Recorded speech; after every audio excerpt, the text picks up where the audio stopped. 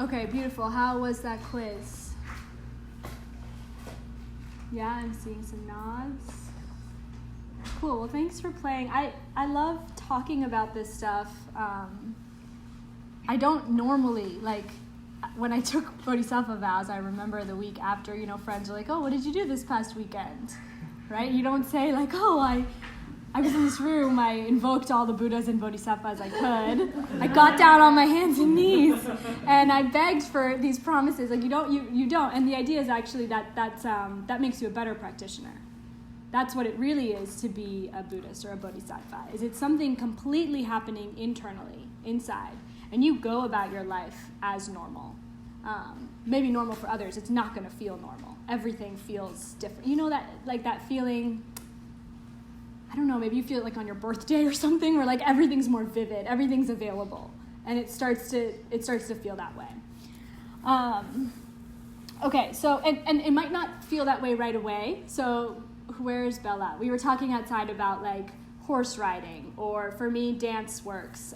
Any skill that you've ever learned, think about something right now that for you feels like second nature, right? Maybe it's a language you know, or some skill that you have.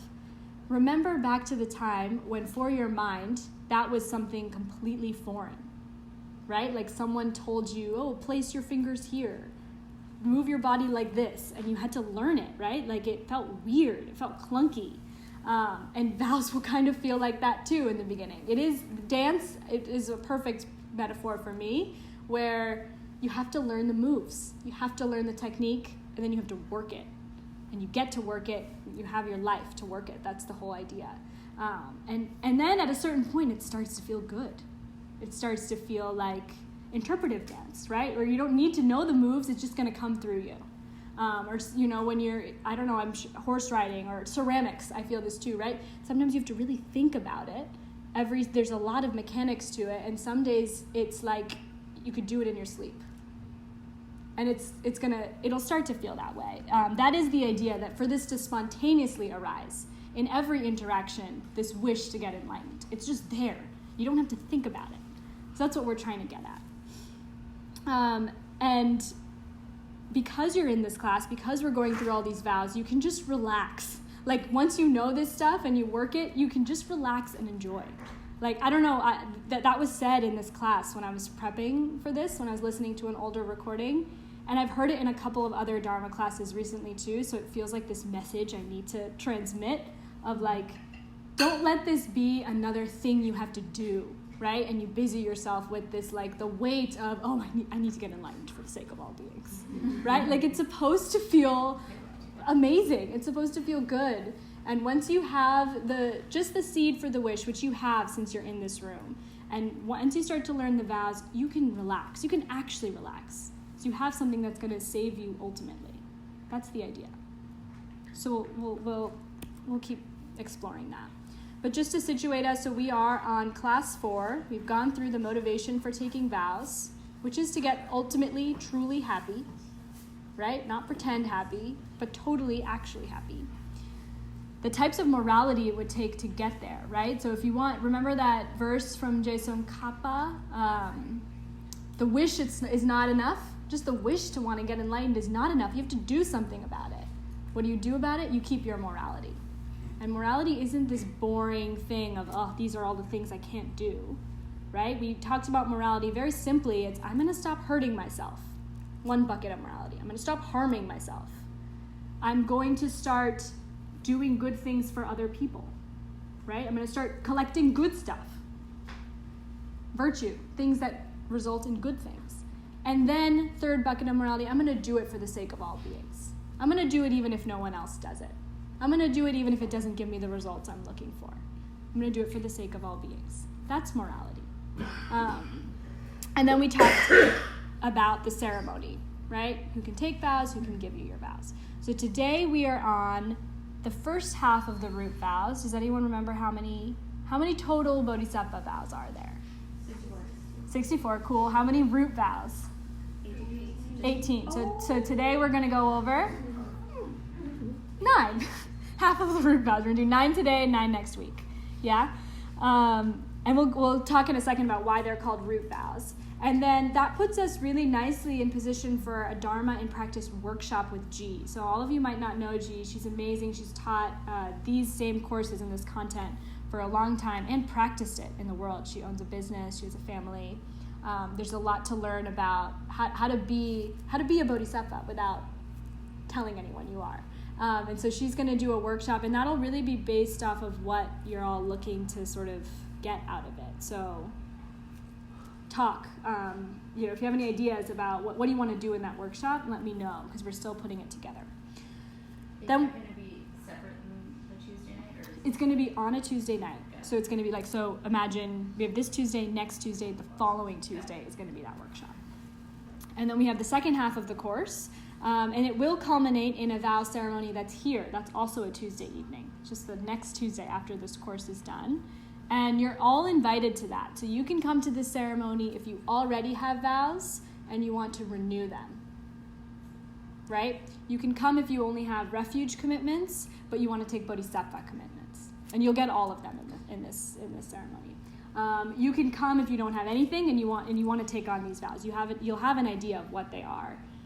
And you can come, I'm going to talk to Hector about this, but I think we'll have a little like observation deck. Like you can come if you just want to see what is going on in this ceremony. Yeah, we'll like put a platform right there. But right, we talked about that last week. There is a form of this ceremony where you come just to plant the seed for the wish, right? Just to put a flavor in your mind. Oh, maybe one day I'll want to make those promises. So you can just come and experience it. It's really beautiful. So everyone's invited to that. I had a couple of questions. Do I have to have my homework and quizzes complete in order to come? Yes and no. So you take that as you need. We won't turn anyone away. But what an amazing karma, right? What an amazing imprint in your mind of every time you're doing your homework, you're loading up the specialness of that ceremony. Because the ceremony isn't going to be special other than you making it special for yourself. That's the only way it becomes special. It could just be weird. It could make no sense. So you have to make it special. So that's where we're at. Okay, cool. An hour, I think we can do it. We have 9 to get through. So first want to talk about root downfalls. So we just talked, there are 18. We're going to go over 9 today. Why are they called root downfalls? First question, right? This is a homework question. I didn't number the homework questions on the slides today because they're so like intertwined, and one slide will cover multiple homework questions, but I promise all the slides will cover everything and I'll share those out. So it's called a root downfall. So the part root, so in Tibetan it's tas tung. The root part of that has to do with the idea that if you break this type of vow, it's completely destroyed in your mind. So think about it this way. It's like clipping a plant versus pulling at it from the root and completely uprooting it, right? You're completely uprooting it from your mind if you break a root vow. That's one part of it. The downfall part is saying that if you were to break this vow, it would result in you falling to the lower hells. And that's loaded. There's a whole course on death in the realms and hells and what that means in Buddhism. And so we're not going to go into detail now, but I am going to leave you with this. Hell makes sense to me because of logic, not belief. So the logic that hell it could be a reality for someone is that the logic of in this moment, in this room, there are multiple valid realities going on. And you can't argue with that, right? The reality that Allison is experiencing is different from the reality Lauren is experiencing. It just is.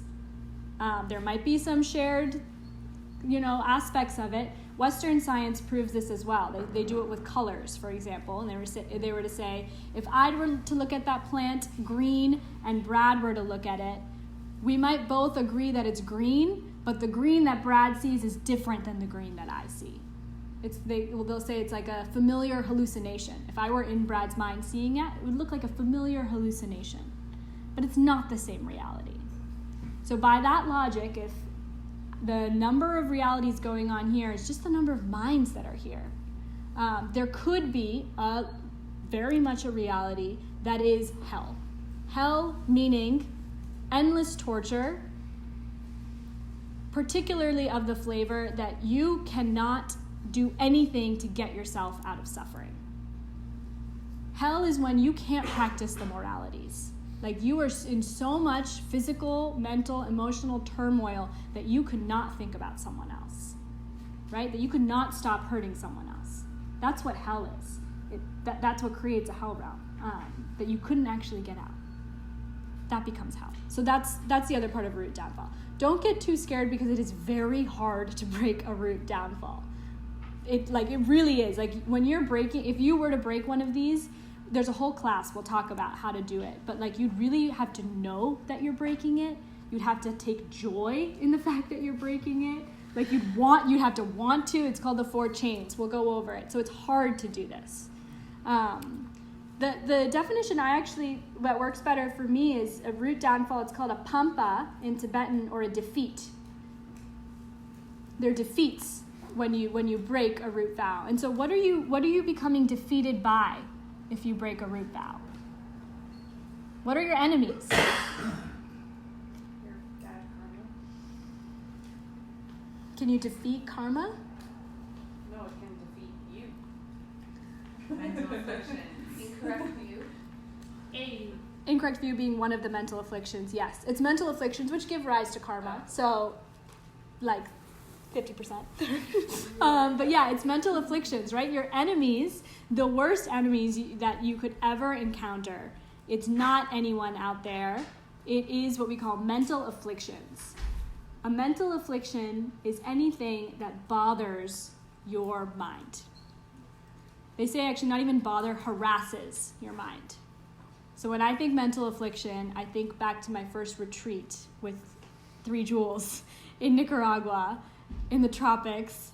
We have the mosquito net. I don't know if any of you have slept on a bed inside a mosquito net and the mosquito was inside with you. Like not out there, but it got inside and it was with you all night. And it harasses you. Like that's what it does. It's this tiny, tiny creature. And it's like hell. It really like it's that. It's this tiny, and that's how mental afflictions start. It's a tiny irritation. It's a tiny upsetness, and it keeps coming back. It keeps bothering you. It harasses your mind. Anything that disturbs your state of mind is a mental affliction. So that gives you a clue, right? We've heard the term arhat, or enemy destroyer. Right? Who's an arhat?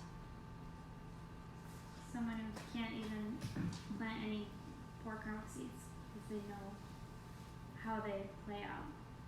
Like someone who's seen DP multiple times, there's no way they could ever go back to being doubtful that karma's a thing. So you're speaking a little more about Arya. But yes, they're related. And Arya then becomes what does Arhat have to do with mental afflictions? They have them, but they can't. No. Their life is a paradise. Give me a definition in using the word mental afflictions.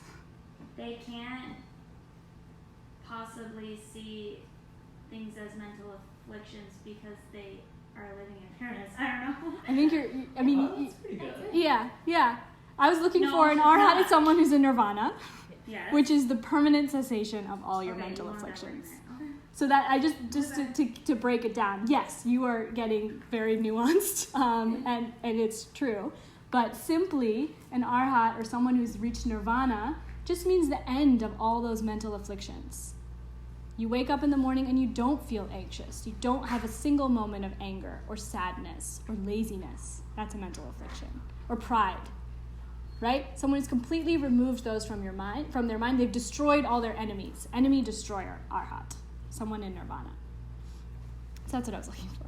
But the one other thing I have to say here is another reason it's not advisable to break a root vow is that you cannot attain what's called the first Bodhisattva bhumi. So there's 10 Bodhisattva bhumis. in this life. So what that means, think about it this way. What is the one thing that could propel a mind in nirvana into full enlightenment, to full Buddhahood? Like, let's say you reach nirvana, right? All mental afflictions are gone. No negative emotions. That's not the goal we're talking about here, right? We didn't say that the wish to reach nirvana for the sake of all beings. So what gets you to full Buddhahood? Helping others get rid of their mental afflictions. Yeah, so you reach that state, you have that experience, you experience your mind for real as no mental afflictions, and the only thing that could then tug you into a higher state would be the habit of thinking about others, right? Being like, this is amazing, of course I want this for others. So that's what they're talking about here, because right now we're like, the idea is that we're talking about all of this, then we go out and we practice it, but at some point we have a direct experience of it in meditation, right?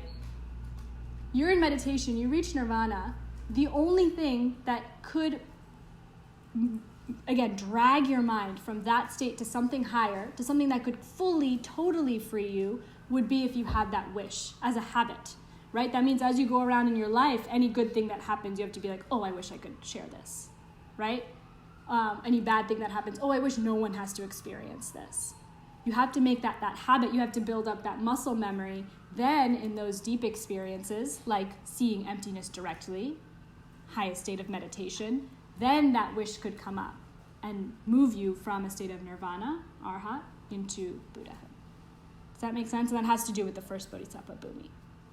So another reason not to break your root vows. If you do, for real, and it's very hard to, as I said, this becomes unavailable to you in this life. This experience of seeing emptiness directly with bodhicitta in your mind. You can't help it. It's just there. Cool, I'm seeing nods, so I'll go on. So, okay, we're here. Root downfall number 1. Sorry. Yes. I'm wondering, like, how they're related. Basically the whole last slide, I can see what each one means, but are they related, and how? Oh, yeah, so root downfall is... Is that one thing? That's one thing, yeah. Okay. So it's like, in Tibetan it's satum, or root vow, root downfall. There's 18 of them. Okay. That's one thing. So but like then... root is sa, downfall is tongue? It could be the other way around too, but potentially. Okay. All right, gotcha. I got it. But yes, one is each. And then this is a synonym for that. They're often sometimes called defeats. Breaking a root vow is called a defeat, a pampa. So it was given to us. That's why I shared it. And that makes sense to me, because only if you understand that the thing that's defeating you are your mental afflictions, only then does that last part get interesting, right? Of not being able to achieve that first bodhisattva bhumi if you break it. So that's why. And your homework question asks you for both, I believe. Okay, so root downfall number 1. So this is your first bodhisattva vow. It actually has 2 parts. So it's the root downfall of 1, praising yourself, and 2, criticizing others. And what's beautiful about having commentaries is like you see this and you'll be like, well, okay, I've broken this 1,000. We do this all day long. Our culture thrive. We learn techniques for how to do this, right? So there's lots of so that's why I put the asterisk there. There's lots of asterisks, details here. This is very specific to break this vow. So a couple of things. You can notice how there's 2 parts to it, right? Praising yourself or criticizing others. The vow is broken when either one of those parts occurs. You don't need to have both. And this is going to be a theme throughout all the vows. It's about the motivation as you do these things. So the motivation behind this first root downfall is that you want something. You have an attachment to getting something. And what you want is either material gain, either you're praising yourself because you want to get something materially, or respect and admiration. You're putting someone else down so that you can seem higher. You can seem better, right? So there's a motivation there you have to understand. A couple of other things. This has to be verbal speech. So you have to say it. It's not just a thought. And you have to know that what you're saying is a lie, right?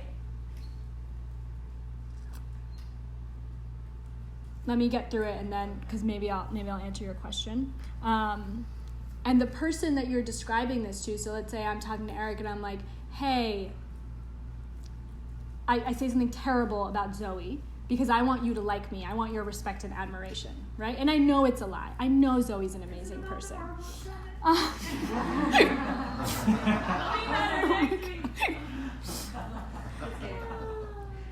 The vow is only fully broken if Eric understands what I've said. And in his mind, something shifted about his perception about Zoe, right? You have to believe it. That's part of the vow as well. So a lot of nuances to this.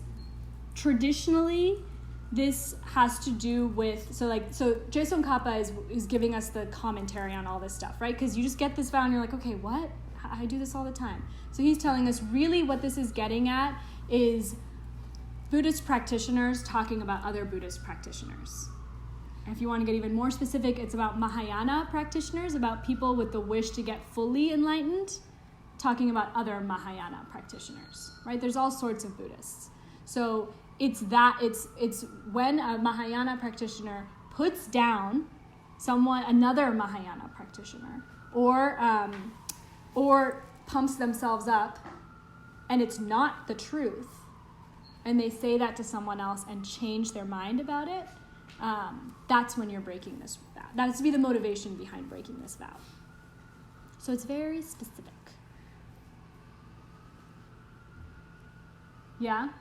So you could see how no one in this room would actually commit this. You just wouldn't. I don't think that means we can't get more subtle about it, right? So what's fun with the Bodhisattva vows, why wouldn't we?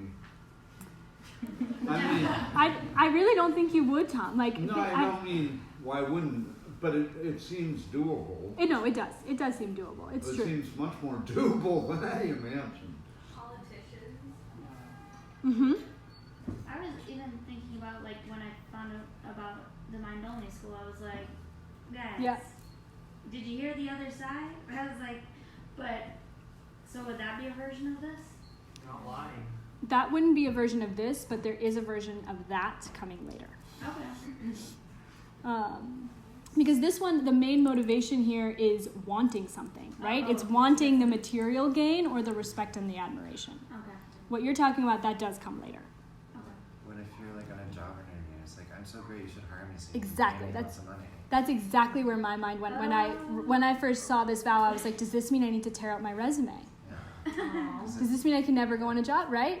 And so that's how I practice this vow, right? So I really don't believe I would ever truly break this. Hopefully not. But I have to get finer about it, right? What we're talking about here is mastering our vows, right? Remember Je Tsongkapa saying, I'm going to become a master of the vows. So every detail of it. So I practice this at work. This is the way it shows up for me. It was a perfect opportunity for me to practice once I got a team of employees that I had to take care of. And I noticed my impulse of, okay, how do I make sure they know that I am important and that I'm really smart and I know my stuff, right? And I'm a manager worth respecting. Of course, I have to make sure people know that's the only way I'll get a promotion, material gain, right? And so you catch your mind doing that all the time. And I got to play with it. You have to do these karmic experiments. I got to play with it year 1 at my job before I found 3 jewels. I did that. I did a lot of that because we're trained to do it. It's not like I'm not a good person. I was doing it pretty subtly, but I was making sure people knew when I did the project, make sure they knew my name was on it and how hard I worked on it, right? You get subtle about it, but you do it. And you make sure the people that are slacking off, the boss knows about them, right? So they don't get the credit. I got my first promotion. So is that breaking? That's not breaking that's this vow. just No, I'm just giving you an example of how you would responsible. practice Right. this vow in the real in our world. But in that case, I did that for a year, and I did get the promotion. And I thought that's how you get promotions, right? Well, if they don't know who you are, Howard. That's what we think. I started coming to 3 Jewels. I found 3 Jewels through work. There's ways to do it, but... Well, yeah, I mean, that's what we learn here, right? I found this place on a lunch break. I started coming here, and everyone here, all they kept talking about was anything you want, make sure someone else gets it. Make sure you see yourself helping someone else get it. So then I was like, okay, if that's true, I'm going to try it. I already got my 1 promotion, so I'll try it for this next year. We'll see. If I get really busy helping other people get promotions, what happens? And I did it. I had the freedom to get to do it because it really felt like play for me.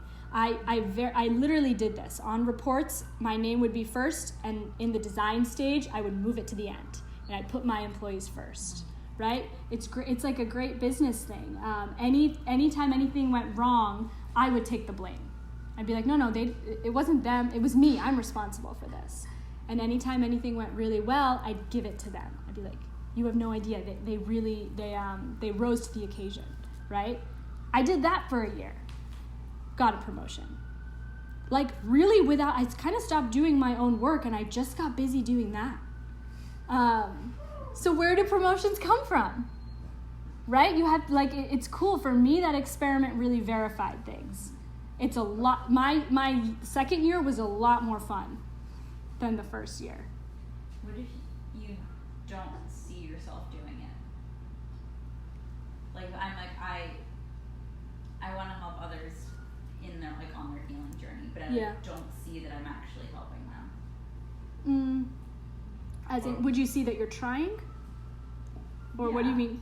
So, because karma's the intention's got to mean a lot, doesn't it? Yeah, intention's And also, 90%. Maybe you don't know, but your help maybe the help you're giving will come to them just not. Right. Yeah. Yeah, so helping someone doesn't mean that you see them healed, right? No. But is there like a distortion in me being like I'm not actually doing anything beneficial for them? If that's the story you're good energy, whether it, I think, aside from what, before I even came here, I thought. Or I suppose minimizing the offering, I didn't. Well, that's what you're going to get in return, right? So Got it. that's this logic is karma is planted through your awareness of you doing things, saying things, and thinking things. So we say the karma cam is always rolling, right? You always know what you have in mind, and what you're going to get back has exactly that flavor. Like produces like. So if you help people with a little bit of hesitation, you're going to start experiencing people in your world begrudgingly helping you, right? It's going to be exactly that. So when you record it, no one's watching you. I mean, you're watching you. Would it be also saying you don't need me, you're healing yourself? Yeah. Kind of. I'm just a guide. Which is cool. And then you're going to see a lot of guides pop up in your world if you truly believe that. Yeah. Because it's what you're showing your mind, right? That's what this whole game is about. I thought about it a lot today with the I voted stickers because we really care about showing other people this is what I stand for. This is what I did. The whole game with karma is what are you showing your mind? What are you coloring your mind with? Because that's what's going to come up in your reality. Say that again? It's what you show your mind is important to you. Right? Why do we have this big ceremony around the vows? You're showing your mind that it's precious and what you stand for. So that's the whole game. Yeah. So what's the flip side to this? What should you be doing? Yeah. So let's think about the motivation. The motivation, ignorant desire, ignorant attachment, meaning thinking that something out there is really going to make me happy and harming others to get it, putting others down to get it in any way. So to chip at ignorant desire, what's the opposite of that? Think about the 10 non-virtues, right? So in action, it could be basically practicing giving things away, practicing non-attachment. Everything. Start small, you get big. You start with carrots and potatoes, right? In your mind, they say what the opposite of this non-virtue is thinking of others' misfortunes, right? Like looking up and seeing people and seeing what they need, how much they might need, and how much you have to actually give them. So it's chipping away. That's the opposite of this would be anything that destroys ignorant desire or ignorant attachment. And it's not incorrect to like celebrate, like my employees got this promotion. I like helped do that. I totally celebrate. I rejoiced about it. Yeah. If you've ever been to our bliss meditation, that's what you do because that's so hard for us. Yeah. Like even the good things that we do, we just crap all over them. You have to celebrate them. That's the only way those seeds grow. You have to start feeling really good about the good things you do. We call that joyful effort. It's one of the perfections. It's one of the 6 perfections. It's a perfected state of mind. That's where bliss comes from, partly. Yeah. So you use the example of you getting a second promotion after following a year of really working on helping others get promoted. Mm-hmm. Are you allowed to be proud of yourself for that second promotion? Are we not meant to feel pride? But isn't the feeling of like being proud of yourself, doesn't that make you feel empowered to keep working to better others as well? I'm a bit confused. I think there's like obviously a lot to be said about praising yourself and stopping Yeah. to smell the roses, so Yeah. to speak. Yeah, I think that's beautiful. I did feel really good. I would say I didn't feel pride, just probably because of the way I've learned of pride as a negative affliction. But what I did feel, I felt so much joy. First, genuine joy that I created abundance for someone else. Like really, like one of my employees got promoted just this past year. It felt so good. It feels really good to do that. So I totally took joy in that. The other thing I took joy in was this practice. Like, cool, I have a little bit of proof now that that's how things work. That really, if I do give things away, I'm going to get them in return. You can't accept karma on belief. Did you You feel can't good what? about I'm saying don't accept anything I'm saying here on belief, right? You have to test it out for yourself and does it change your life? Does it transform anything for you? About that, I felt really But you good. need to, if you are, while you're testing it out, you need to believe that your good deed will come back. If you don't believe, or if you're wavering about whether the good deed will benefit you, does that inhibit whatever good karma is going to come back? I don't think so. It has nothing to do with belief. The idea is it's a law of karma, like it's a universal law. You have to accept the gift coming at you, though. Totally. Yeah, which is, I think, what you're asking, where yes, I did feel good. Did you feel good about your own success Yes. in the sense of getting promoted? Yeah, rather so... than your ability to help others get promoted at the Exactly. same time?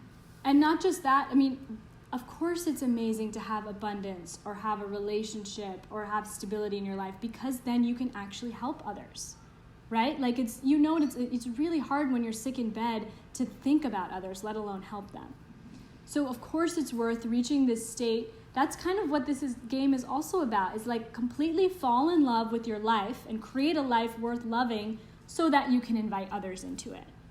Someone said at a yoga teacher training this past week, and it was really beautiful, of like, I like creating homes, metaphorical homes, and then inviting people in. Like a class feeling that way, Eric. I don't know if you remember that. I loved that. It's totally about that. So I didn't just feel good because, oh, yeah, cool, it worked, karmic experiment. It's like, cool, no, my life is having some meaning now. I actually have more to give. So in that way, yeah, we're not denying the material world.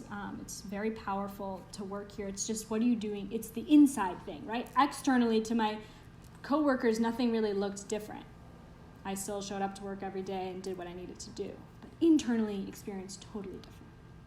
We have to keep going because this is number 1 and there's 8 of them and they're all this detailed. But that's number 1. Cool. I went over everything there. So vow number 2, also 2 parts. Part 1, failing to give the Dharma, and then part 2, failing to give material assistance. So again, a couple of things underneath the asterisk here. This vow also breaks when either one of those two parts occurs. And it's a very specific circumstance here. So the idea is that the person who is asking you for something, they're either asking you for dharma, give me some wisdom, give me some advice, or they're asking you for some material assistance. Hey, do you have $1? Probably hear it every day, right? That person who's asking you has to have a serious problem, right? Like they should look, and you have to use your judgment there, but they should look like they really need it. That's one part of it. Or you must be their only option. Like this person doesn't have a support network or a family or anyone else they can turn to. In your mind, you have to have this sense, this person's coming to me and I'm their only option. They really need this thing. And the thing they're asking you for, you actually have it. Like you actually do have the $1 in your pocket, right? Or you actually do have an understanding of wisdom that could really help them with their problem. And you decide not to give it to them. That would be breaking this vow. An important asterisk here, which was mentioned, is that what they're asking for will not harm them, right? And you have to make a judgment call there. But you're not giving them the $10 knowing they're going to and because for whatever reason you're looking at them and you can tell they're going to use it for something that will then bring them physical or mental harm. In that case, you make that judgment call, you don't give it to them. Because why? You're protecting them from harm. That's the imprint you're making. So it's very specific in that way.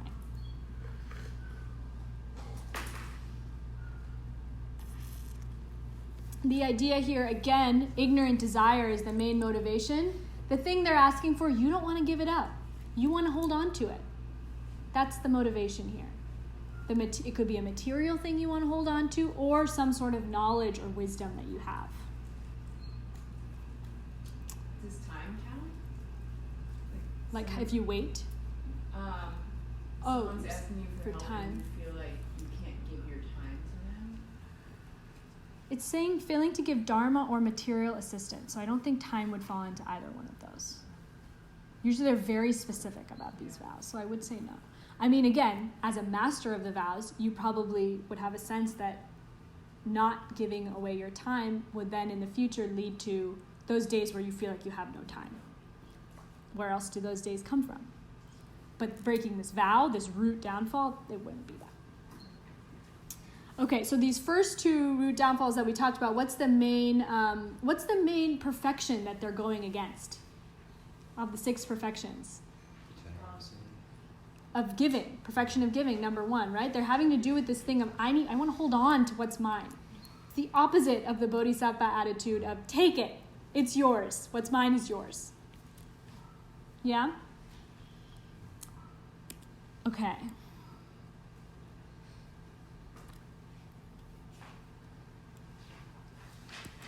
This is a good one. Root downfall 3. So this is, again, 2 parts.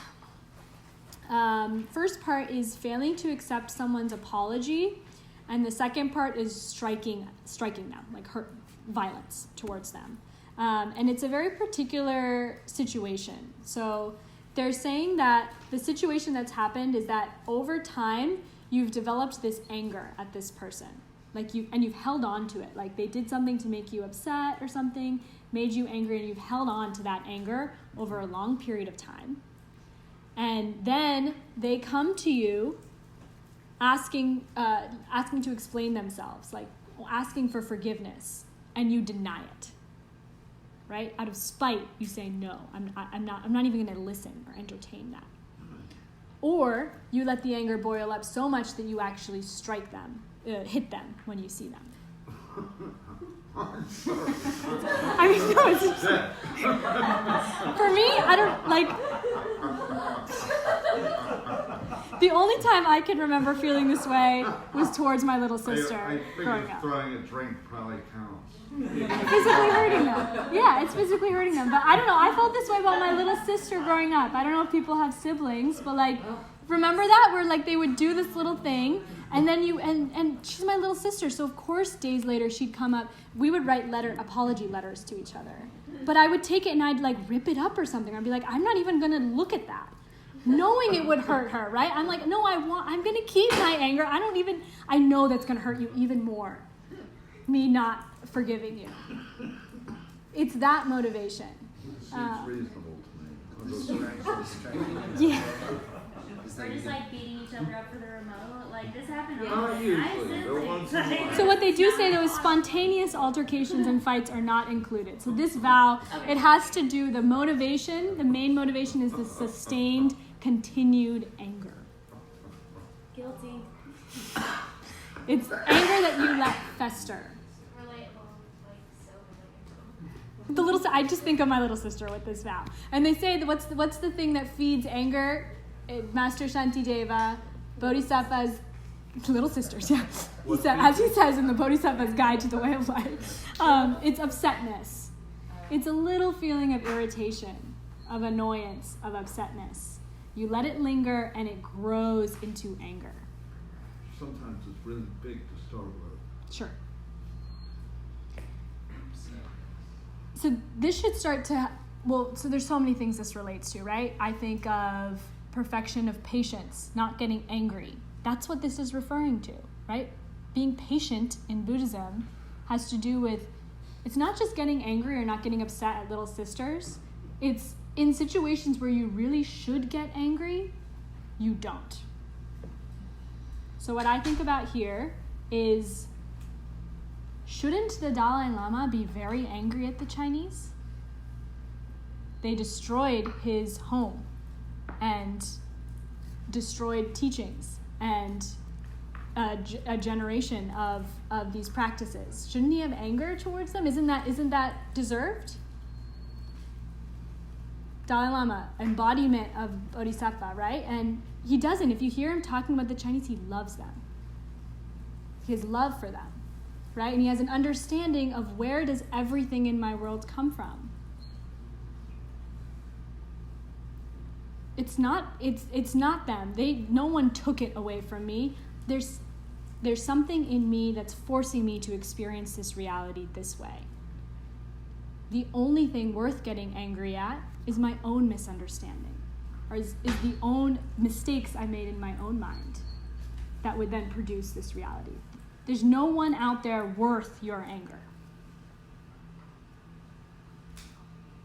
I forget where it came, there's some saying of like, we hold on to anger like holding on to a hot coal, like not wanting to burn ourselves, we hold tighter and tighter. That's what this does.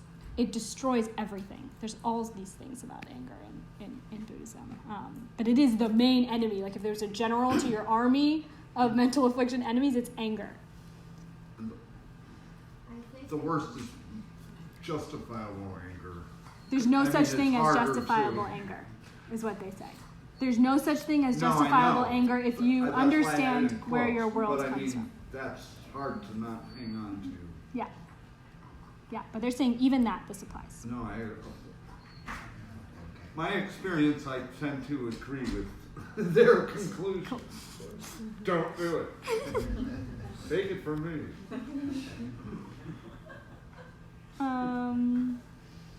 So that's what I think of there for this vow, yeah? Failing to accept someone's apology and striking another out of sustained, continued anger. And they want to explain themselves. They're asking you forgiveness, and you say no. Okay. Fourth root downfall. Okay, so this one will take some translation. So this has also two parts. 1, giving up the greater way, and 2, teaching false dharma. What's it mean, giving up the greater way? We will go into that now. So giving up the greater way means rejecting any part of, actually I want to hide it for a second, rejecting any part of the Mahayana path. So what are the 2 main flavors of the Mahayana path? What are the 2 main tunes that run through a bodhisattva's mind? How to think like a bodhisattva and act like a bodhisattva. I like karma and emptiness, but it's actually it's compassion and wisdom. You heard of that? It's the 2 wings of a bird. You need both of them to fly. giving up the greater way here in this vow refers to giving up any part of the Mahayana teachings that have to do with compassion. Right? Guide to the Bodhisattva's way of life. Any teaching on don't get angry. Think about others. Right? Think about others as your mother. Like that's the type of stuff that we're learning here to develop compassion. I'll save that. Yeah. Any part that has to do with that, the compassion side, or any part that has to do with wisdom. Diamond Cutter Sutra, Heart Sutra, any teaching on emptiness. What? Is that any teaching on emptiness or wisdom? So the first part, giving up the greater way, in this vow means rejecting either of those two parts of the Mahayana path, wisdom teachings or bodhisattva ideals. And rejecting it could mean saying, oh, the Buddha didn't teach that. Right? The Buddha didn't say that you should try to see all beings as your mother. Or saying, that's silly, that won't get you to enlightenment doing that. That would be rejecting it as well. That's what that means. Yes. Does that also mean that if a person believes that they're on a path toward enlightenment and it's not explicitly been stated by the Buddha, that if you're believing in, if you're supporting wisdom, then you're not going to reject their mindset? Cool. Because So it could be for them. yeah. So yeah, I think this is where it gets so fine. You have to define for yourself what is a Buddha, what is wisdom, right? What works for me is a Buddha is someone who's completely free from suffering and can actually help others get to that state. So wisdom, any spiritual tradition or spiritual wisdom worth following is something that helps people not just alleviate temporary suffering, but fully free themselves from every suffering, including death.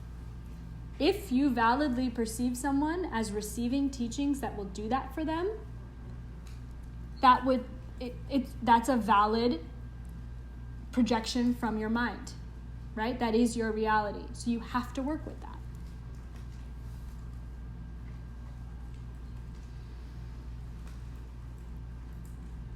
And yeah, I think that's a beautiful way to take these vows because I feel like that's how you can translate it to our point in time. And you'll see not as much these first 9, but a lot of them have to do with practitioners of other traditions. People who meditate, but not the way I do. Right? So you have to, I think that's absolutely what this stuff is working with. Yes, So, ma'am. can you reject a teaching that's not Mahayana? That is a different vow. You cannot. Or you shouldn't put it down at least. But that'll come later. Like if you don't believe it, it's fine. You just don't put it down. Oh, well, that'll come later. We'll get to it. It's less about belief and it's more saying that it won't function. Okay. Right? It won't help them, even if it's just helping them get to the next step. Or saying, oh, well, the Buddha didn't actually say that. That would be rejecting. It doesn't mean you have to take it on as your practice, but there are vows about that. Yeah. I'm trying to think what else. Yeah, part of this is all, like, so the second part of it, teaching false dharma, so that's very specific. So that it's this four-step process of you make up an idea and you feel really good about making up that idea. Like I say, oh, actually everyone, there's 7 perfections. Just so you know. There's a whole other one. I feel really good about it. I teach it to others as if it were Mahayana. Like saying, no, this is actually a part of, like the Buddha said this. It's part of those teachings. And others start to accept it. That's what that's what teaching false dharma has to do with. And so the idea here, a lot of this has to do with the idea that it's what we were talking about in the beginning of like this stuff doesn't need to be updated or interpreted. Like it works the way it is. That doesn't mean it doesn't need to be put into practice for you right now, right? It's not like following some other rule book. The way I think about this, I don't know if everyone knows this account on Instagram. It's very funny. New York Times cooking comments. Does anyone know this? It's like people, so you know, like the New York Times cooking recipes, people comment on them and they're hilarious sometimes. This whole account is dedicated to like screenshots of those. But the main type of screenshot you see is someone going, great recipe. I made a few substitutions. Instead of sugar, I added caramelized onions. And I don't like beans, so I used tofu. My boyfriend did not like it. Will not be making again. It's like every single one is like this. Like, I made a few substitutions. Instead of this, I did this. Didn't like it. Or turned out weird. And it's kind of like what we do to this stuff. It's like, you don't need to make substitutions. You don't need to add anything. And that doesn't mean you just become this zombie or this believer. You still have to cook it. Like, the recipe is still yours. You cook it in your own life. You still do it. But it doesn't need tinkering. That's what this is getting at. That's what I think of when I think of this one. It's a funny account. You should follow it. Okay. So I'm going to pause here because there's a question here. Why are these first 4 root downfalls? What was the first one?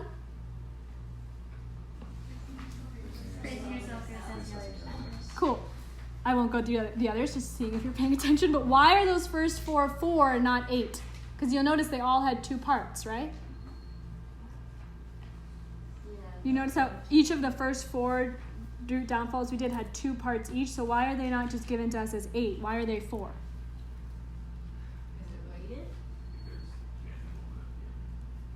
It's not that you could have one without the other. Right here, I could teach false dharma without giving up the greater way. Maybe one leads to another. Or I could not accept someone's apology, but not strike them. I don't have to do both, right? Are they not equal? They're equal in one specific way. That they're both equally wrong. They both send you to the same place. Okay, cool. That's one way. But then all of them send you to the same place, right? We're saying they're all root downfalls. So why are we pairing them in this specific way? Oh, maybe they're just more related in that way. Yeah, they are. There's something related. I saw a hand up over here. Does one lead to the other? Not necessarily, but they do sometimes. It says the word end, so it sounds like Is one like thinking, and then the second part of it is like how you're acting out with it? Like things say do kind of thing? Ish. I think you're all overthinking it. It's just that the motivation for both are the same. There's the same motivation. Yeah, exactly. You could have given us that.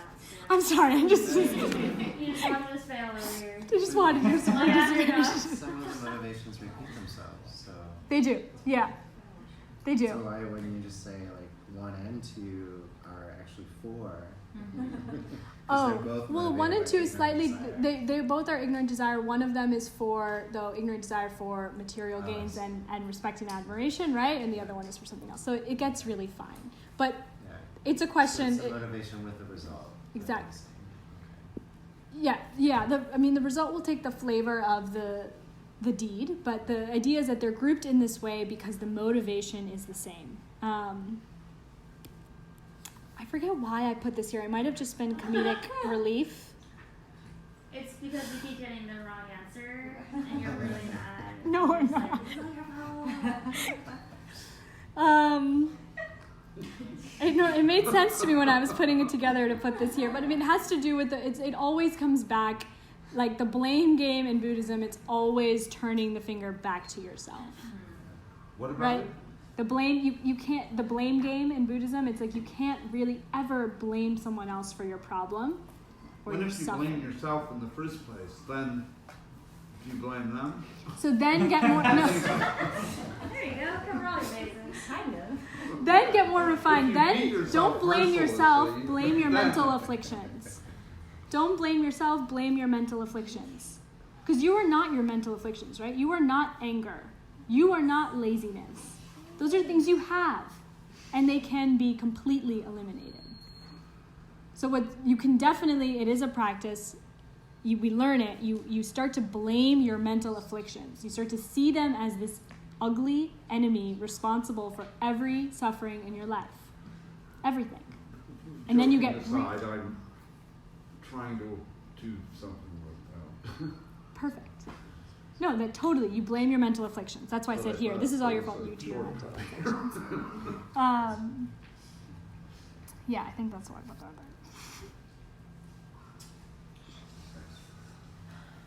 Okay, Oh my gosh. we're halfway through.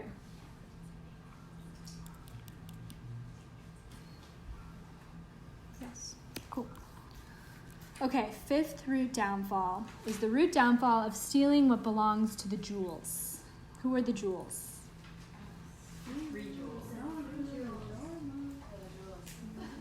Cool, so it's not talking about like stealing anything that's here. Though when I first got this vow, I got really paranoid. And I was like, oh my gosh, have I ever taken a cookie without paying for it? But no, it's not talking just about this physical, this 3 jewels, but the 3 jewels, right? And what they represent. So this vow, it can be motivated by any mental affliction, and it's stealing from any of the 3 jewels. So you perceive someone as a Buddha, as someone who's woken up to the way things are, and you take something from them. You perceive a community as a Sangha, a community of people helping each other wake up, helping each other keep their morality, and you take something from them. That would be this vow. So I guess if we did steal something from here. Yeah. Which is what's cool is that nothing ever gets stolen from here, right? Like I know, our karma yogis know our lost and found like piles up. Like if you leave things here, not only will it not be taken away, you'll find it like in exactly the spot that you left it. I don't know. Did Richard ever find his jacket? I'm sure he did. No, really, I'm sure. Zoe, you're really throwing jackets Yeah, today. I'm Good not job. just kidding. But again, remember the motivation here is your is what's important. So if you steal it with the intention of helping others, it doesn't break this vow.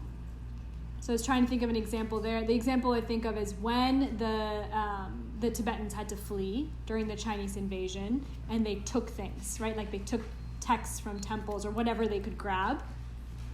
What was their motivation there, right? To protect those things, to make sure other people have access to them.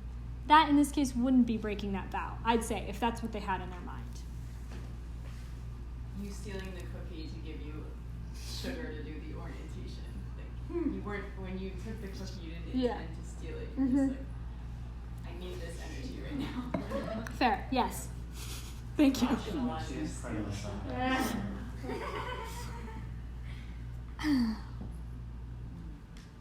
about if you steal it to give it to someone else who needs it more?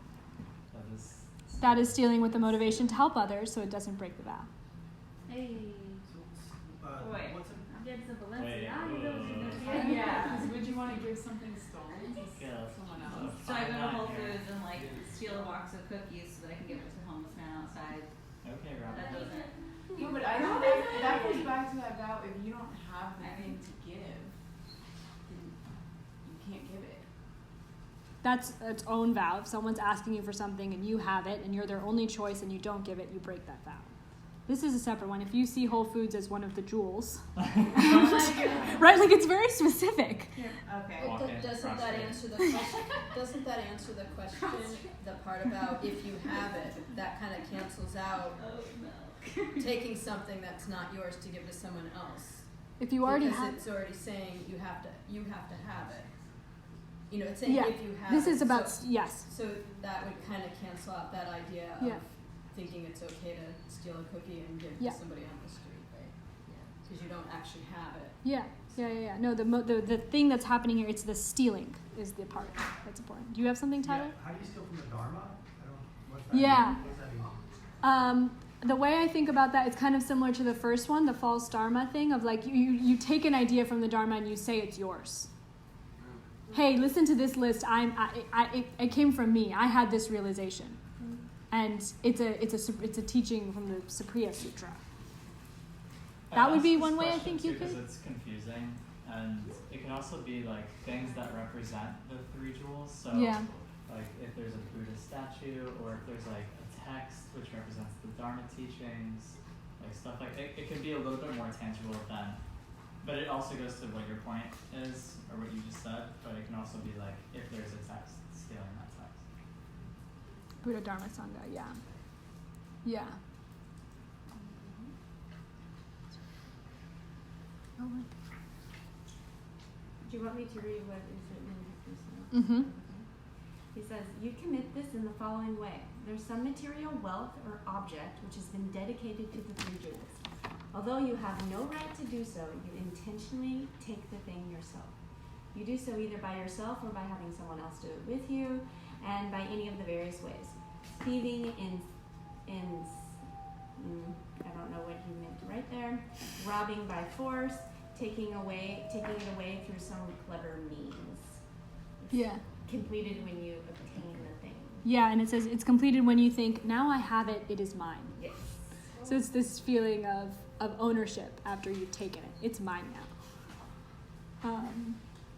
Yeah, it's, as I said, it's hard to do these things. Yeah. I can't remember which class it was in, but there was an example, and the answer was that it said in the Buddha scripture that it was this way, but that's why it was like about groupings of vows, or like it was 2, not 3.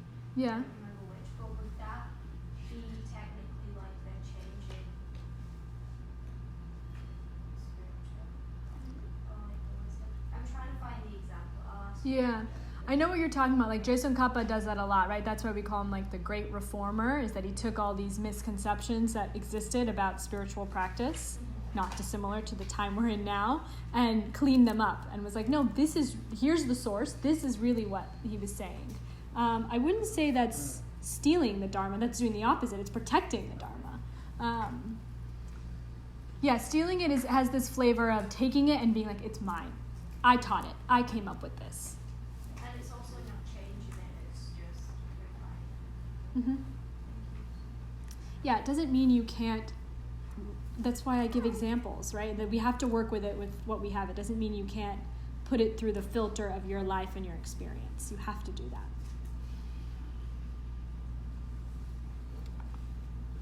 Okay, cool. Let me speed up. 6, the root downfall of giving up the highest dharma. Okay, this is very specific. The highest dharma here refers to 3 things. It's the validity of any of the following 3 dharmas, or spiritual paths is what it's referring to here. So it's the dharma of the listeners. We'll talk about what these are. The dharma of the self-made Buddhas, or the dharma of Mahayana. And it's saying that any of these were not taught by the Buddha, are not valid paths to wake up to reality. And so these are what these things mean. So the first one, the listeners, are they're called the Shravakas in Sanskrit, but it's basically people who can listen to Mahayana teachings. So for example, listening to compassion teachings or listening to the pen thing, and they can even understand it, but they can't put it into practice. So discounting their path or their spiritual potential would be giving up the highest dharma here. Then you have self-made Buddhas. So self-made Buddhas is a really weird translation because they're not self-made and they're not Buddhas. All it means is someone who is able to get enlightened in this life without the appearance of a teacher. Right? So you'll notice if you come to enough of these classes, like it always goes back to the teacher. Like the root of the path is the person that showed you that, or maybe even just spoke the words the first time that this was possible. You have to have someone like that. Like, I don't know, maybe it didn't happen for me. Like I just woke up one day and was like, maybe I don't have to feel this way. Maybe there's another completely available alternative that is freedom from suffering. Maybe that thought spontaneously occurred to you. In that case, you might be a self-made Buddha, which just means you've had millions of teachers in the past telling this to you over and over again, showing you ways to do it. And in this life, you don't have one. And so like I put like spontaneous awakenings, you know how you hear about that? That would go into this category. And then the Mahayana, right, which we've talked about. The way to remember Mahayana is also like Mahayana. Maha means great. Yana is vehicle. So the way it really translates, it's vehicular capacity, which I think is really fun, but it's this idea like what has, right, a van has more vehicular capacity than a two-seater, right? You can hold more people. You can carry more people. You can bring more people with you to enlightenment. That's Mahayana. You have a greater capacity to bring on more people. So the third part of this would be saying that that's not worth it. That the Buddha didn't say that. You don't need to think about other people to get enlightened. That would be getting this up. And really believing it.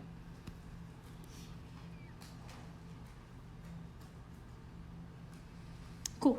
And so and then this also gives you a hint of this is a root vow. Now, let's say you took any aspect. So for example, of the listeners, a classic teaching from the listeners, like from that set of texts, is the 12 links, the Wheel of Life. The 12 links, the Wheel of Life. And so if you were to say any one link, like you were to say like the 6th link, I don't agree with, that would not be breaking a root vow, it would be breaking a secondary vow. So you're going to start to recognize this. All the secondary vows are just flavors. I keep saying that. I feel like I said flavors like 17 times in this class. But of the root downfalls. They're like subsidiaries. Does that make sense? Mm-hmm. Okay. So they're saying that self-made Buddhas is a legitimate spiritual path? It's, yes, it's valid in the way that it was taught by the Buddha. Taught by someone who woke up. Right? And I always have to remind myself, it's not the Buddha making up this tradition, being like, hey, everyone, come follow me, come believe me, this will help you. Right? It's someone waking up to the way things are and spontaneously, without trying, the only thing they can do is teach this stuff. Because when you're in a state of perfection, what else do? You just share this stuff. And so it's waking up to a reality that's there. It's something that he discovered, not created, right? Like Einstein discovered something about the universe that was already there. Didn't make it up. So that's what we're talking about here. So here, the Buddha or a Buddha, any one that you perceive as enlightened.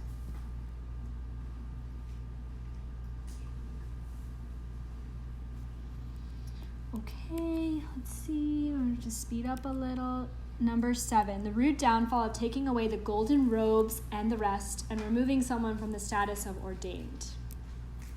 So really specific.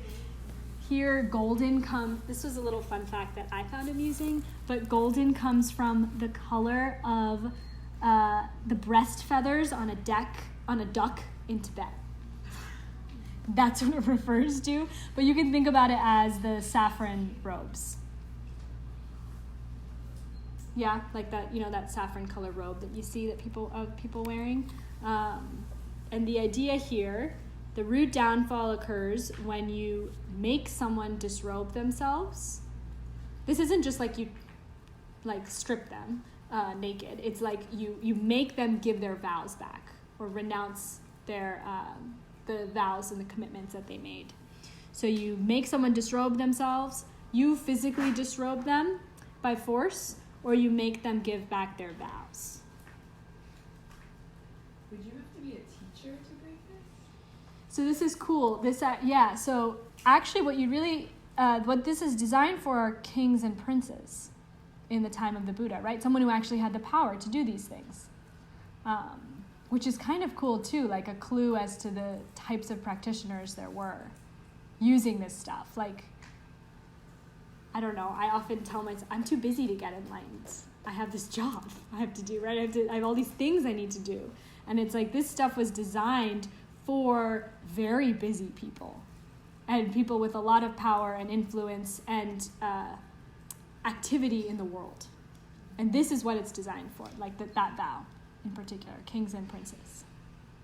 Because you probably wouldn't find yourself in a position of having to do this or getting to do this. Well, I I was thinking like, you know, what if like someone invaded? I'm thinking Exactly. like worst case scenario, and then they're like, we're taking your robes, and you need to say you don't believe it. Like, what if they were like tortured to do so? Would that be, even though they're not ordained, they don't. Oh yeah, like if I was held at gunpoint. Like or a something, POW they're situation, like, but "Tell me with you don't monks. believe it." Yeah. But this is It's- saying that you're making them do that, not that you're doing it. So Yeah. Yes. it would be the person holding the gun that would be breaking their vow, not you.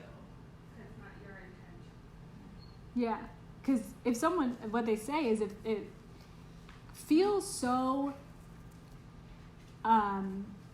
feels such reverence for your vows that if someone were to hold a gun to your head and say, hey, give me back your vows or I'll shoot, you say shoot. Because you know what these things are actually doing for your mind. What? It's a side thing. The vow itself is if you go and take someone's vows away from them, represented physically by disrobing them or making them give their vows back to you. You would probably do this if you were in the position of a king or a prince with some sort of power invading, for example. That's What what's I said important what here. to though was, did you say to them, shoot? If someone were taking or was threatening to take your vows from you or kill you, And it's the horrible king?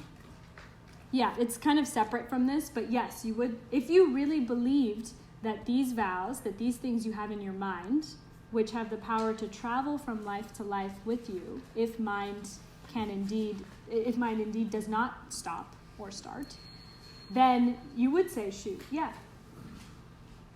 Versus give back my vows, yeah. But that's a separate thing from this. Okay. This one's good because there's definitely people here who should know what are the immediate misdeeds. There's 5 of them. Yes, Kelly. You want us to know them? Yes.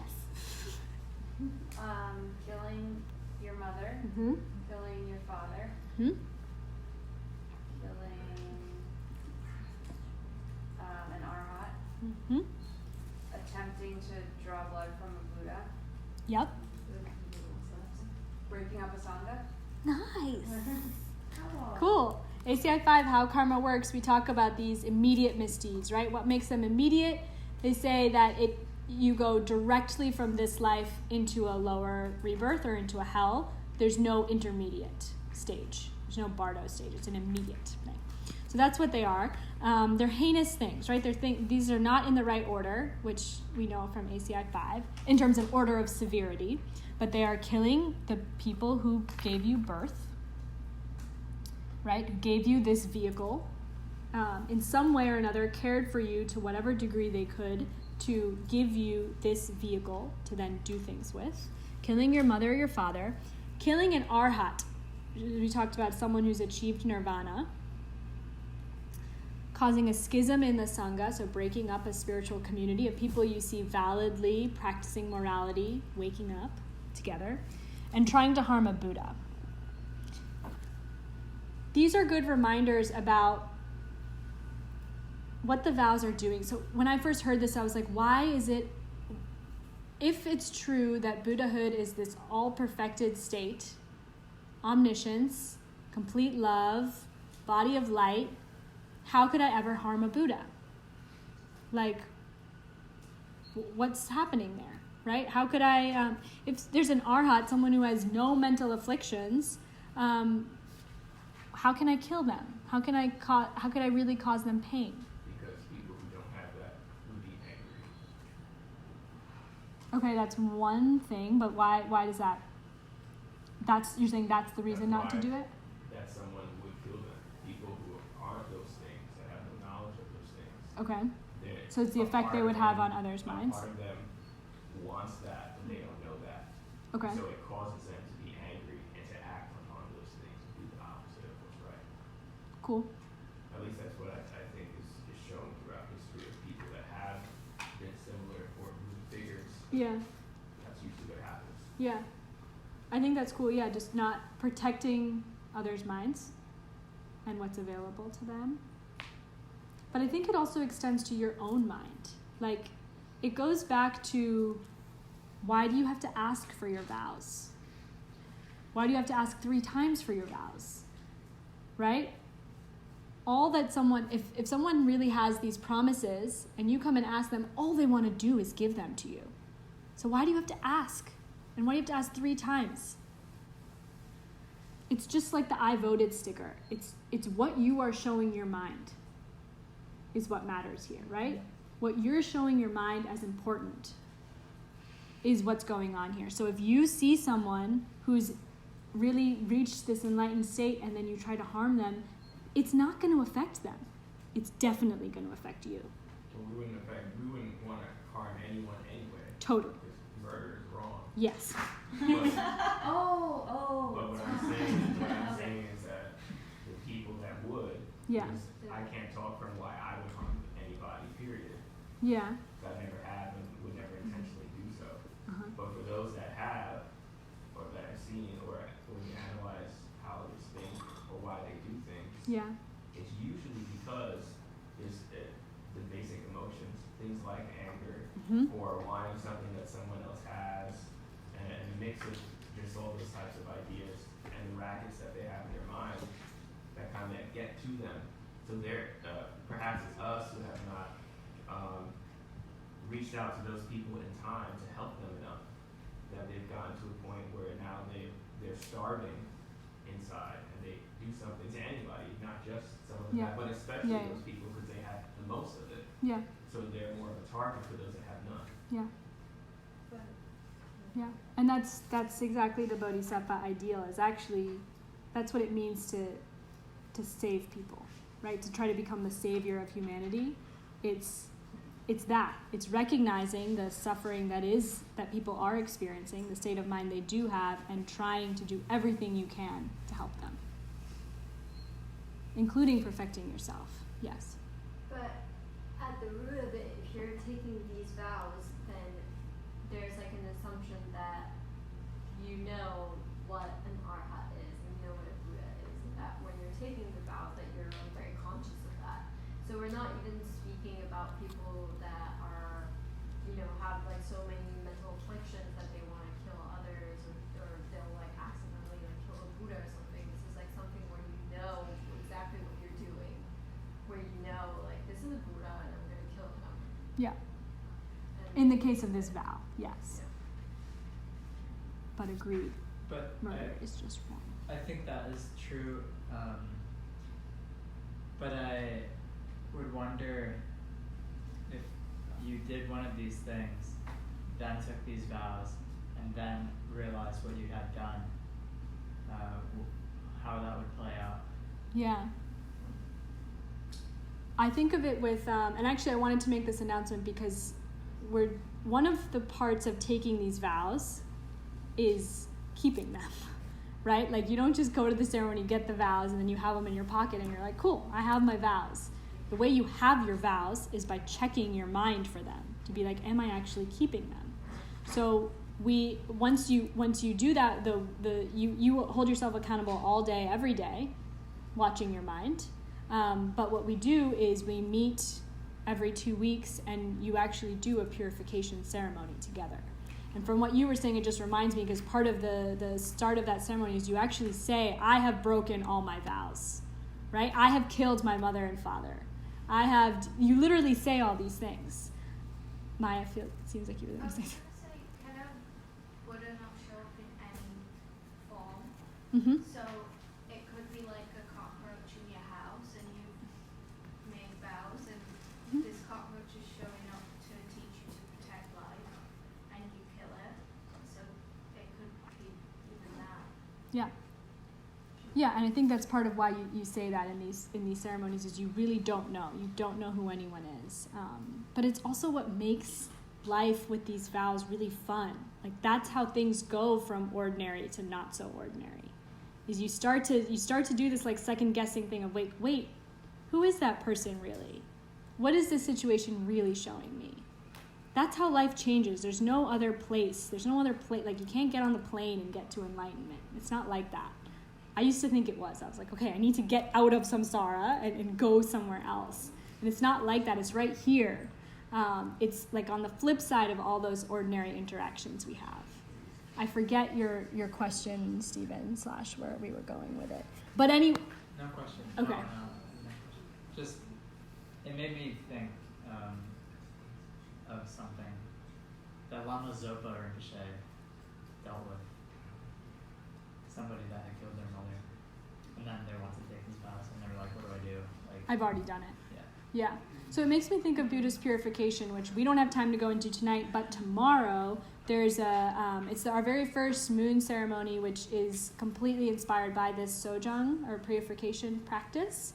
And the idea is you break these vows, not completely, like not breaking a root downfall, but you damage them almost immediately.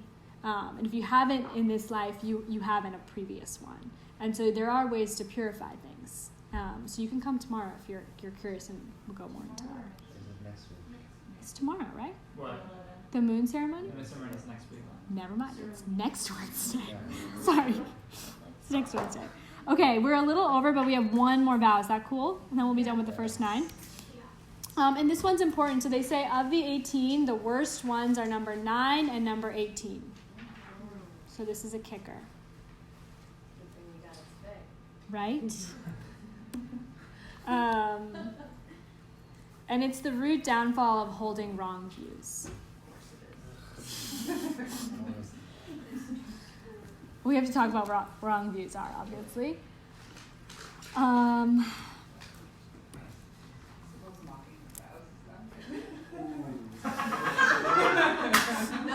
but what if they're empty in nature? No.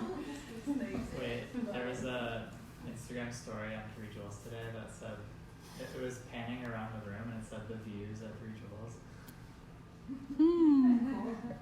That's really cool. That's what this is talking about, right? So what's wrong view? It's recognizing that we go through life interacting with our views of things and not the way things really are. And that the way you view something is particular to you and particular to your mind. What's the proof? Not everyone in this class is having the same experience at this moment. You all have different views. These are the views of 3 Jewels. But what makes something a correct view versus a wrong view, right? That's the question. And it has to do with the pen thing. And we talked about this last week, so I think everyone here has heard the pen thing.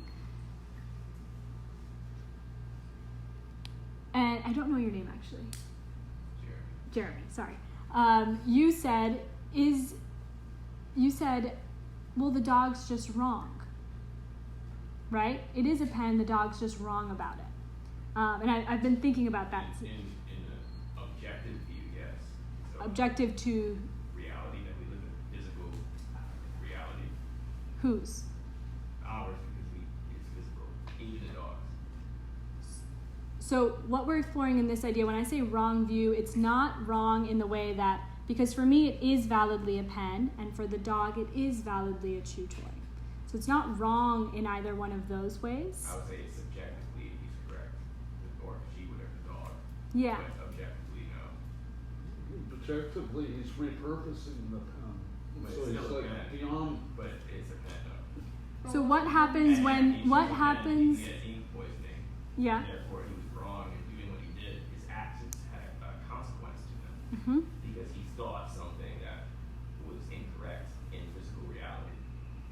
Whereas subjectively, it's a chew toy because that's just what he was thinking in his mind, and that's okay as well. But in the world that we live in, it can have physical consequences.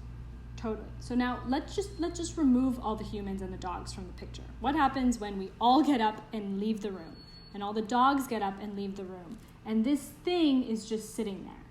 Then what is it?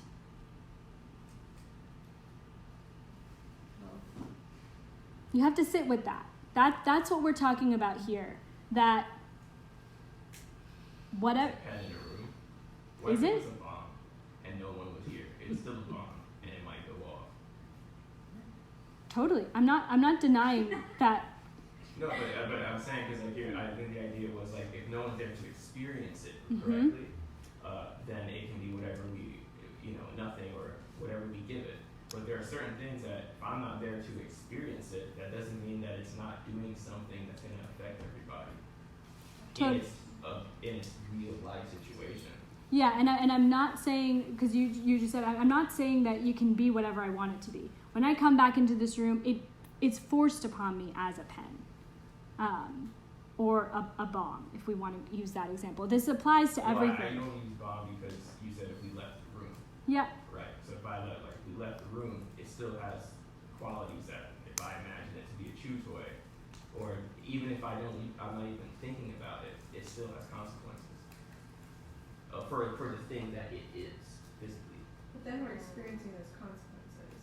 As soon as it has a consequence. In another country somewhere, there's bombs, and we're not thinking about them. But someone somewhere is, and those vibrations and the way it affects everyone.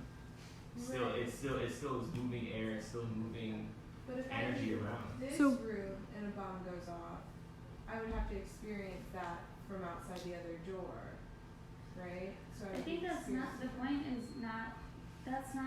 don't think that's the point. The point is like, it doesn't, like us being human and seeing it as something. That's one thing. It doesn't make what we think is right wrong for the dog.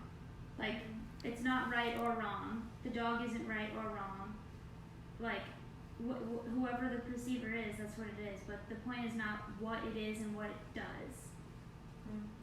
The point is why. Like, why do some people have bombs right in front of them, and why do some people get to just hear about it on the news? Why? I'm not saying it's not a bomb, but for some people it's their reality right in front of them. Their children, their families. And for some people it's just something we see on a screen. And that's what we're talking about here, is why are we experiencing things the way we are?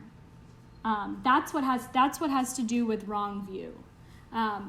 The most wrong view I could have about this is that it is the way it is, we say, from its own side. That it has some power in it, and that's what makes it what it is. Pen. It's that way for everyone. It never changes. It has that essence. We say that's a wrong view, and wrong, why? Because it makes us suffer. That's it. The point of this stuff is to get happy. So it's wrong because it then causes me to behave in a way that brings me suffering. Let me just finish the thought and then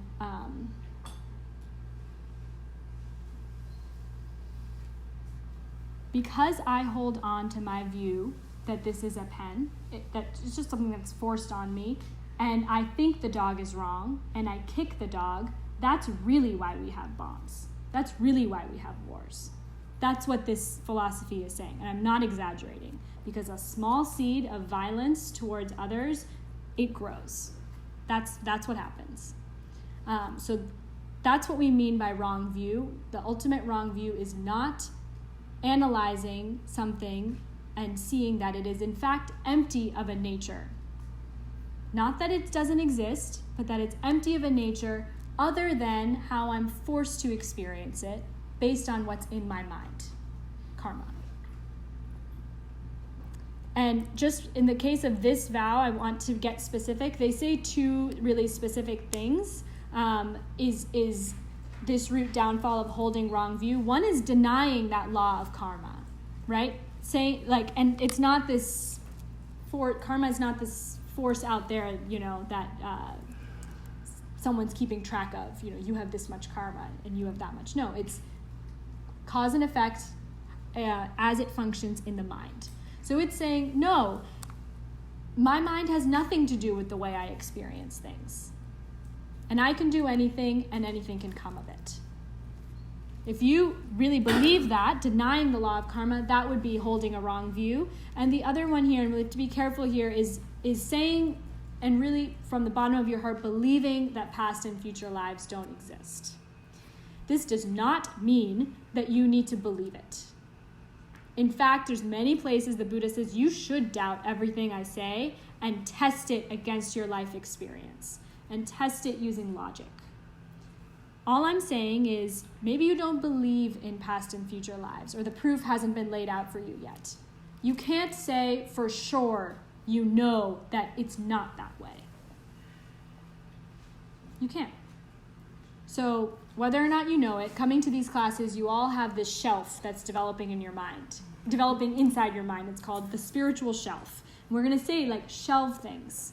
When you hear something like past and future lives and it doesn't work for you yet, all we're saying with this vow in mind is don't reject it or deny it fully, right? Like, don't limit the possibility for your mind to experience that as a truth. Just shelf it.